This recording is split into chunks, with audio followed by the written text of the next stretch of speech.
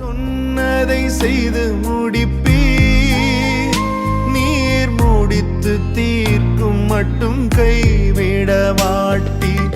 என் கையை கொண்டு தொடங்கினதெல்லாம் என் கையை கொண்டே நிறைவேற்றுவீர்.